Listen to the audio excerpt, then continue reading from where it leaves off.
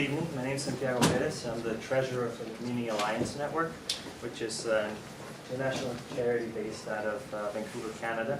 We registered in 2009, and we've been operating a particular project, and here I'm going to talk to you tonight.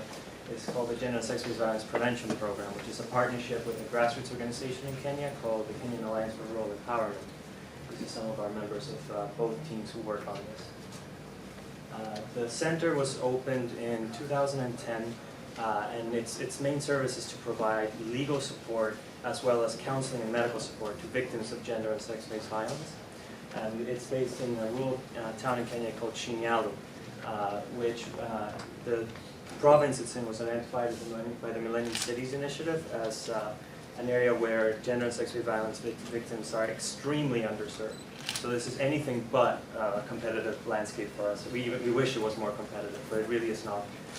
There's very few people serving this target market. And the center opened in 2010, and it employs 3 paralegals as well as a counselor who provides counseling full-time. And the paralegals really advise our clients in terms of the very basic process of getting their needs attended by authorities that certainly have a service gap. Some of our impacts on the board you can read on your own. This has really been a tremendous project for us in terms of the impact we've been able to achieve. And in a very short time, we started as a pilot in 2010, and the impact was such that we turned it into a primary project.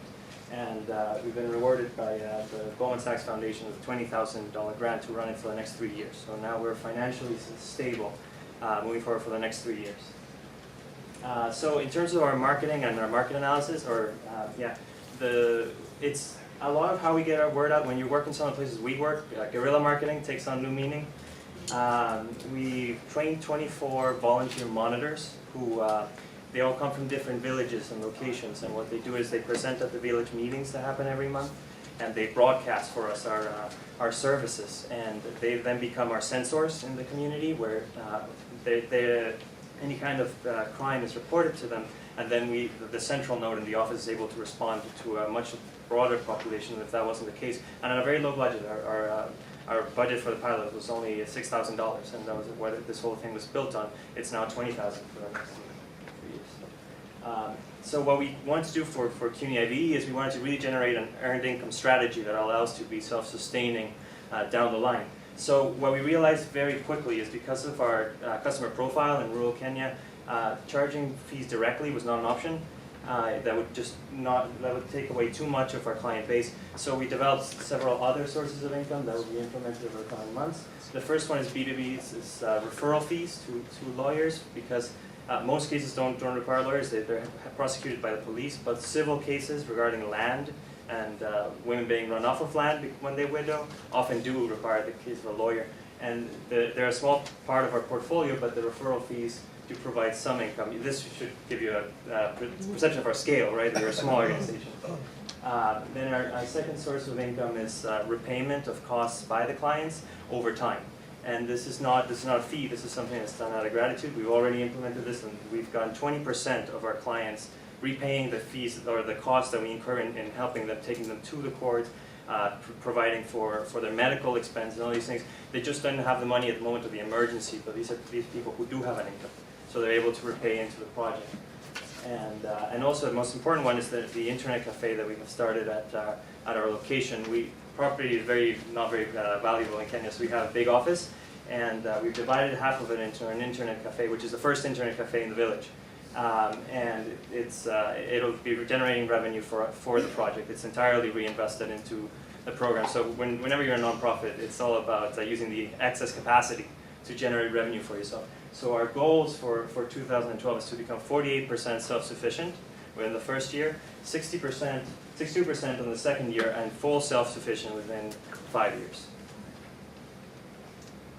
Very briefly, our income projection, you can see there that we have an operating result that is negative, that we make it a shortfall with our grants and our donations. And you can see that our result gets better as the year goes on, and we're going to continue that until the center becomes self-sufficient. And the key thing for us now is that we're requesting a $72,000 grant to really scale this. That was our first location. It was our market demonstration, and now we want to open 2 new centers in the city of Kisumu in the informal settlements, with the same model of volunteer sensors and a central node to respond to issues. We want to do this in 2013. And the way we want to be we've been relying on human effort in terms of the information that is gathered and put out for our efforts, but we really want to turn that into digital information. And the way we see that happening is by creating, using a database that, based on DB2, which immediately updates, when we do case entry, updates the police, updates the gender office, updates the hospital, so that all of our service partners that we work with are immediately able to know that there's an instance and are able to follow up accordingly.